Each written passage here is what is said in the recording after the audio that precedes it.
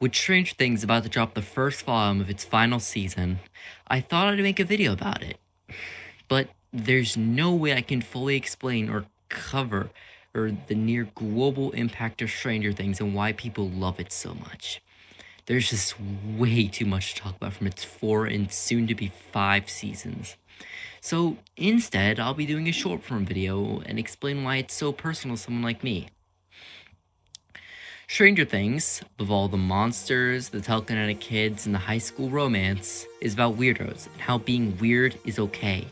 It conveys these themes beautifully through so many characters in so many ways by using its 1980s backdrop as a way to explain why so many characters seem held back in a way, or why they aren't acting like they usually would.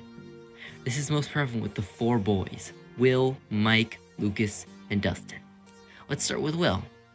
Will, first of all, is gay, so of course he would have the most struggles of being different than most.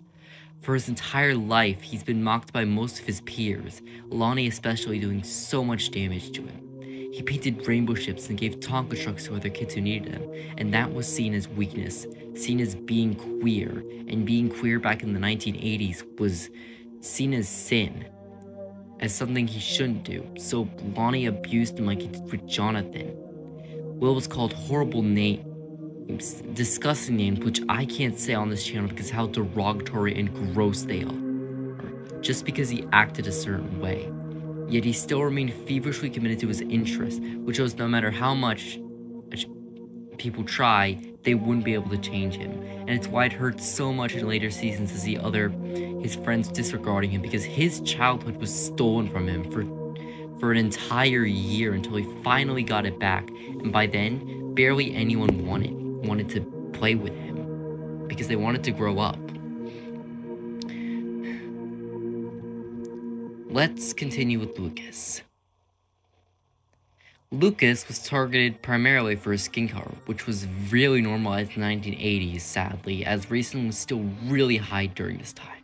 It caused him to almost lose his life because his crush's older brother decided he wasn't deserving of getting love due to his skin color, and it's why in season 4 he tries so hard to fit in with the basketball team, because he thinks that'll be the only way for people to like him, if he acts a certain way, if he plays a certain sport that other people like, that people will actually respect him. But thankfully, he manages to come to his senses and realizes that he was wrong to try and be the popular kid. Because, in his words, he's just a raging psychopath. Let's continue with Dustin. Dustin has clearocranial dysplasia, which I greatly apologize if I spelt it wrong. This affected the development of his bones and teeth, and caused bullying of him to be really bad in school, and caused people to look at him weirdly, like he was a freak. However, Dustin chose to never let this get to him and stay true to who he was, which was managed to get him a girlfriend over at summer camp. And he's a vital part of every season of figuring things out. In the trailers for season 5, we can even see him deciding to wear a Hellfire shirt in Eddie's memory, and wears merch that is very like Eddie. He shows us that there are people out there who, despite seeming odd at first, can be the most inspiring and go as much of a distance as we can. Mike, the heart of the party, doesn't seem to have any strangeness or oddities at first compared to the other 3 boys that make him stand out. However, there's more to him than meets the eye. Mike is compassionate but awkward to a fault. He always goes to distance to help out those in need, and that's what got him targeted. It's not normal for a boy in the 1980s to be so kind and accepting to everyone around him, and be so open about what he likes.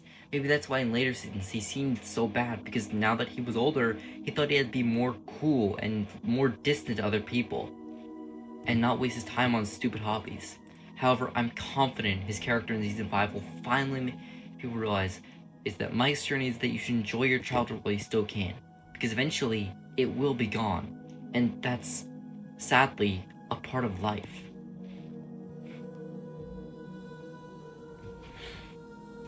I'm a nerd. I like blue hedgehogs, murder robots, and imps from hell. And for years on end, I tried to act a certain way, because for years, I was ridiculed for not liking sports, for not liking looking at dead animals, and for not liking the lights being off at night. Or not wearing suits. And I hid myself every time it happened, isolating and making myself more cautious of others because I was so terrified I would be hurt, and that there was no one for me. But the internet, theater, and a few movies, games, and shows made me realize that it wasn't the case at all, that there are people for me, my interests do matter, and my choices matter, and I couldn't let people who don't really care about the real me hold me down, and I hope you don't either. So that's why Stranger Things means so much to me, and why I hope it means so much to you too.